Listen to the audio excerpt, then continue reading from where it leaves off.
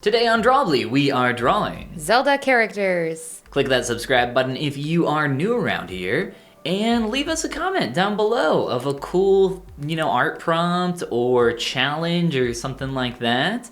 But yeah, tell me about your Zelda drawing. Abby. Okay. You actually drew Zelda. I did. I know. So original. I was like, ooh, what's going to be my outside the box Do you know character? who I'm drawing? I believe so. Who is it? But I can't remember their name. What? So You can't remember their name? I can't remember their name. You'll know who it is soon. I think I know who it is. I believe it's a woman. It is not a woman. Dang it. You'll just have to watch and find out. I'm not going to spoil anything. I told Abby that I was very happy with the way that my drawing turned out this time. So. Is it Ganondorf? Gasp. Could it maybe be? Yeah, I love it. I love it. So tell me about your drawing, your process, what your goals were for your drawing, Definitely, for your life. There were goals in mind, and we won't get into life goals, but the goal in mind was just explore a new workflow, explore a new process, and apply it to our prompt here. So I watched a tutorial, I studied it carefully, and I decided to try to apply the whole process to a very simple face. And it doesn't get any more simple when you're doing a Zelda prompt than to draw a Zelda herself. So I see that you have like some measuring lines, I guess. Is that... Yeah, just guidelines, the measurements suggested by this video. This video is about creating a more cartoonish face. It's the same channel I got a couple other tutorials from that I've watched recently. Art with Genevieve, I believe, and I've enjoyed the process. Yeah, it's cool. I saw the finished result already. It's very simple, but if I learn these techniques on simple products, then maybe gradually I'll be able to apply them to more complex things. Because initially, that's how it do. Yeah, I was looking up like all the more obscure characters that I like. Mm-hmm. But and then you were just like, I guess Zelda, huh? I guess Zelda. Well, I was like, I really wanted to actually put into practice what I had seen in that tutorial. So just a simple face, and the tutorial had a girl's face, so that's what I did. But tell me about Ganondorf there. Yeah. So I've mentioned in the past, I don't know if I specifically mentioned in our last recording sesh, but I wanted to work on specifically lines in this one. So you'll see me, I'm kind of doing my first rough sketch pass, but I go back over top of this and do some more refined lines and have a lot of fun with it. And there's, looking back on it, I was looking back on it before we recorded, and I was like, there is still a lot that I would change, but we've kind of given ourselves a little more time to work on these. In the past, when we've recorded, we do about like 20, 30-ish minutes for some quick stuff. But now we feel like we want a little more time. Yeah. So we spend roughly, we say about an hour. Yeah. We try not to go over an hour. This is a new by too thing, much. so who knows? Yeah. By next week, it'll all change again. Yeah. But I really like this because I feel like we're at a place where we can do like a little more and get a little more out of, where we actually time. stand to gain fewer diminishing returns from spending additional time on a subject. Yeah, and I kind of, we were talking about how much fun we had with this different process because it frees up our brains to talk about what we're actually doing instead of trying to draw and talk at the same time, which is super, super hard. It is very hard when you're trying to focus on a conversation, but also trying to figure out why something isn't Did you see working. that face start to shape up there on his head ornament? Yeah. It was like 2 circles in a line. Yeah. And I was in the middle of drawing it, and I was like, oh my god, this looks like a smiley face. I have to erase this right now. That's funny. But yes, it does free us up a lot more, which I love.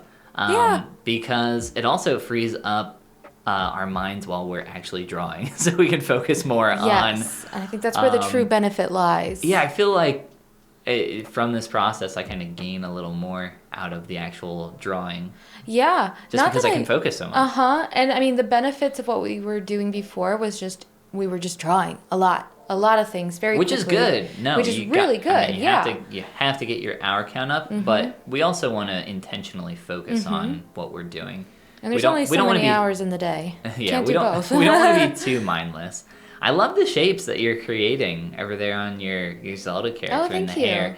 Again, getting in Abby's classic flowiness. Oh, yeah. I think I took a bit of it back out, but No, the flow is cool. It's something that I need to work on. To practice it's more. A fun thing. I definitely want to always be improving in that area. Anything I can do to bring me closer to my ultimate goal, which is to be a Loesch copycat. Yes. I will be so content in life if I can just create art that doesn't improve on her. Are you making your character cross-eyed, Abby? Well, I wasn't meaning to. I'm trying to adjust. See, I'm like working on it. I was like, I don't want her to be cross-eyed. I don't normally draw like big eyes like this. I love it. It's a cool style. Yeah. Your nose is really cute. Your eyes are cute.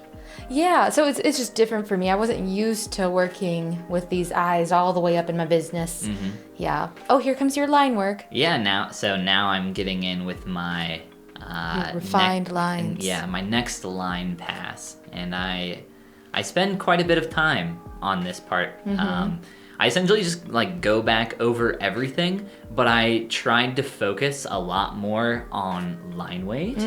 So like the top of the character's nose that I'm working on right now, I tried to keep it a more thin line, and then for this bottom section, you see me go back over it, and I'm like, let's get that thick to essentially simulate a shadow shape. Yes. Oh, line work is the best. With just lines. Line weight. I didn't really get into that at all really with this piece, but when I do play with that, it's always the most satisfying. Yeah, it's really fun. I do a lot more of that when I work with an actual like pen on paper, because the effect, the feeling of lifting the pen just enough to get exactly the right form of taper is so satisfying. Which is why I love the syrup brush so much, because you can actually turn the size on the syrup brush, and you see me actually get a lot of this taper on the hair here.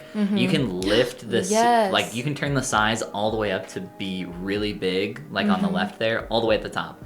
And if you just press really lightly, it'll be a paper thin line. But you can also get a super thick line. It's just really cool. Yeah. Like you can get a lot of variation there. It's super cool. So you're putting in all your lines. It's a process. I mean, to create anything with that many lines is a long process, but the end results are so satisfying. Yeah, I can see that you're already getting in some color there. So you're just doing the kind of outline shape, and then you go back over and drop the color in? Yeah, I feel like it's such a departure from what's been my workflow this whole time in Procreate of, this coloring is how I do it, what you're doing right now. Yeah, isn't it funny we're kind of switching things up a little bit? Because I used to be, I feel like a lot more about the lines and painting things in. I think you're doing it a lot better than I typically do, though, with a lot more forethought. But yeah, she's so red right now. I fixed that good. A little bit, I fixed it. So I'm trying to remember from your finished piece, but do you have like really hard shapes in this, or do you? It definitely didn't have the airbrushy look of your last one. The what's her name? Karen from The Office. Oh yeah, Karen, where I just threw the color in kind of as an afterthought. The one that you said looked like a 90s style, like photograph. Yeah, like airbrushed to hell and back. Yeah. No, I guess I have more, hard edges in this one. Exactly. I don't blend out every single color. I do a little bit more blending with shadows once I start getting those in. But for the most part, this tutorial just went on the basis of creating these shapes. And it's so fun to work with different YouTube tutorialists. I don't know what else to call it. A tutorialist. And glean workflow and practice workflow from lots of different ones, because each time I learn a little bit more. I have some advice for you on your drag and drop shapes that I'm watching here. Okay. I would recommend using or at least trying the selection tool a little more in the future. I've just noticed in my own work for myself, if you're going to do the drag and drop color fill thing, if you use the selection tool, you can get a lot cleaner shapes. I saw you like go back and re-clean up your eye shape that you created there, and you'll have to do that a lot less, I think, if you try just using the selection tool. Yeah.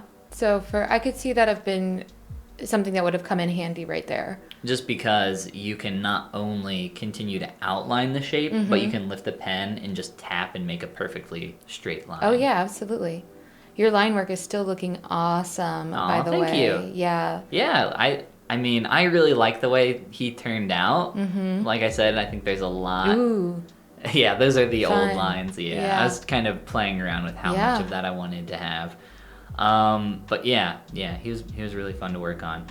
Right here, I was like, ooh, do I want to do cross hatching and I was like, no, nope, never mind. No. So I go for these like really big shadow shapes. And actually, if I was going to go back and work on this more, which I might, because I really enjoyed this one.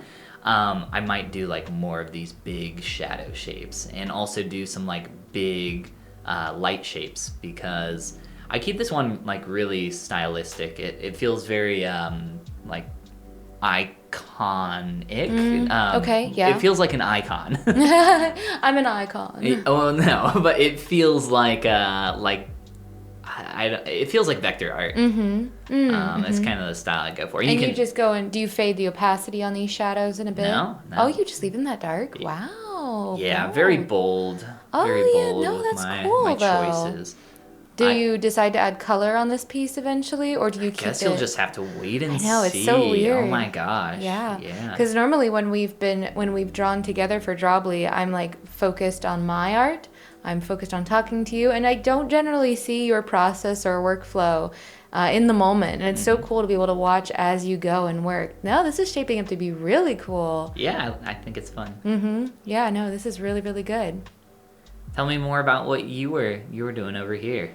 Looks like I'm doing a little bit of cleanup at this point. Oh, okay, so this step was fun because the tutorialist recommends at this point just splashing on this red. Splash it, huh? This red color. And then you go back in and you blend it out. This is about the only blending that happens in this tutorial. And this is separate from the part of adding actual shadow. This is just about adding some like skin vibrancy here. And it's not the lips. It's not shadows. It's just a little bit of, blood under the skin here. And then you blend it out. And I like so you that just step. smudge it?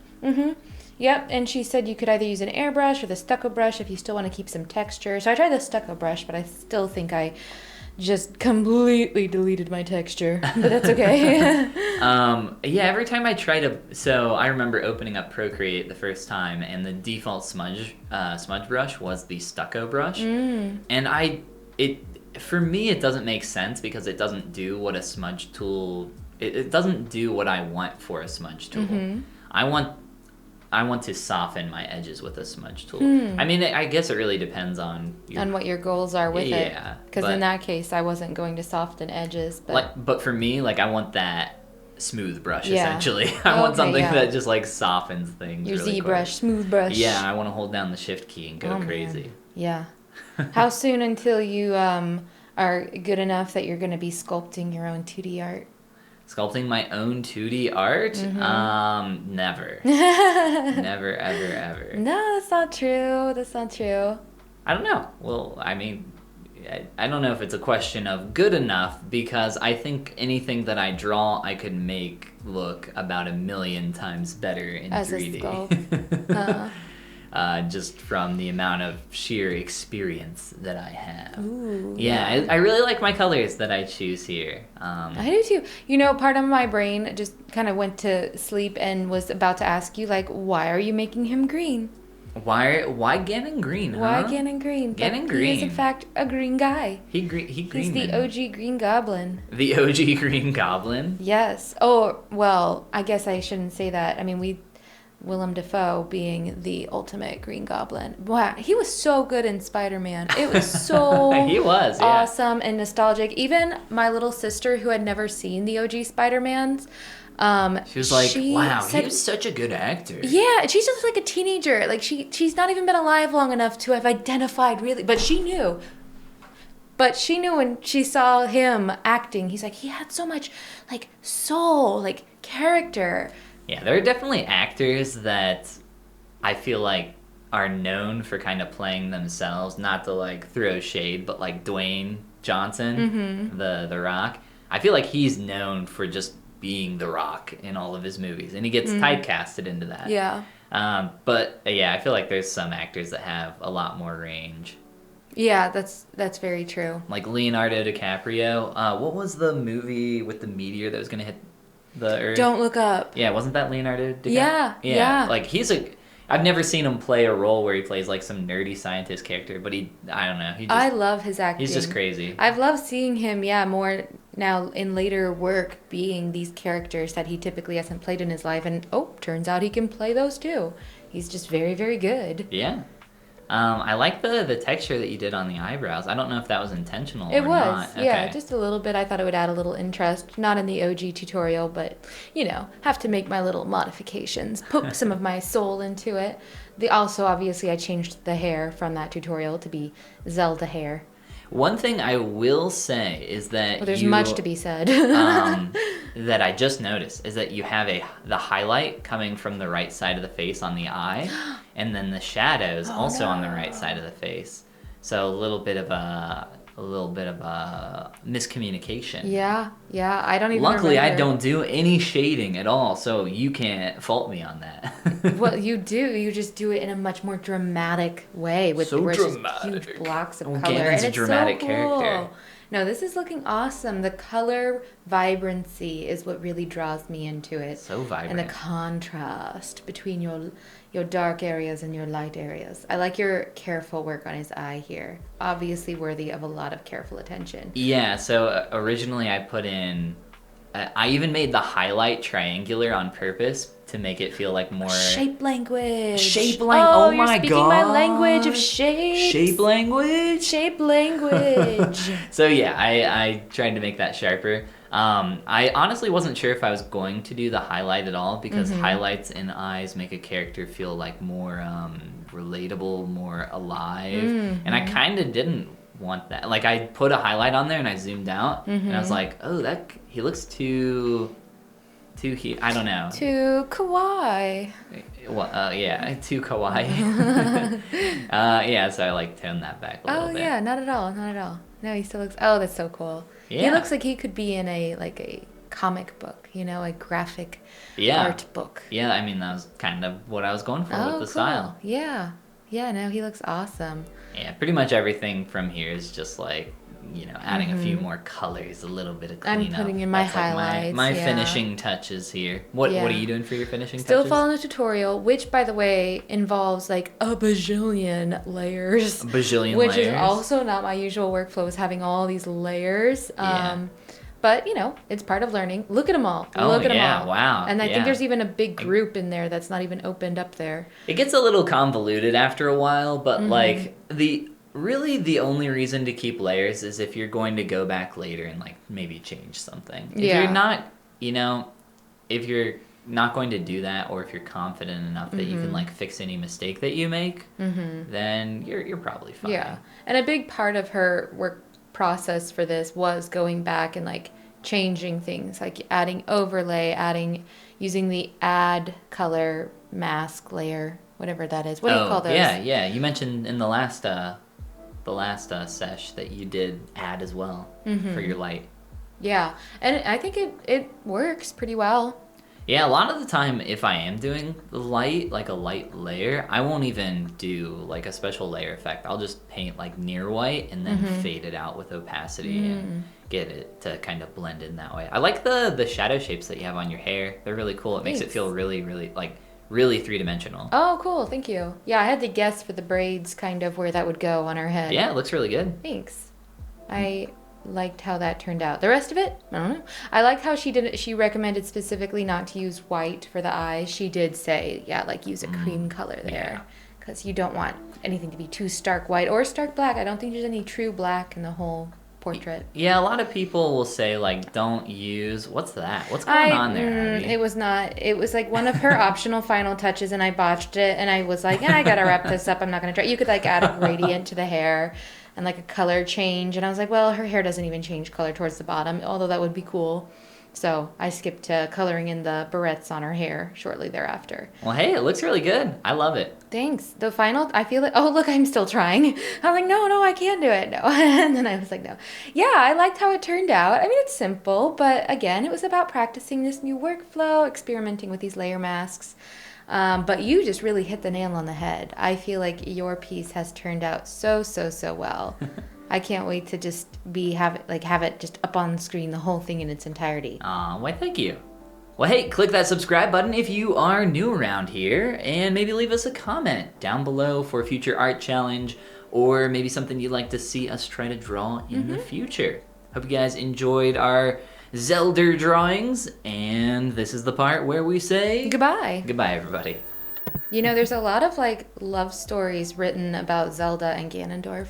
Oh yeah, they get shipped a lot? Yeah, they actually do. At least according to my Instagram and Facebook ads, they do. Well, maybe you're getting targeted for a reason, Abby. I don't know. I like a good story.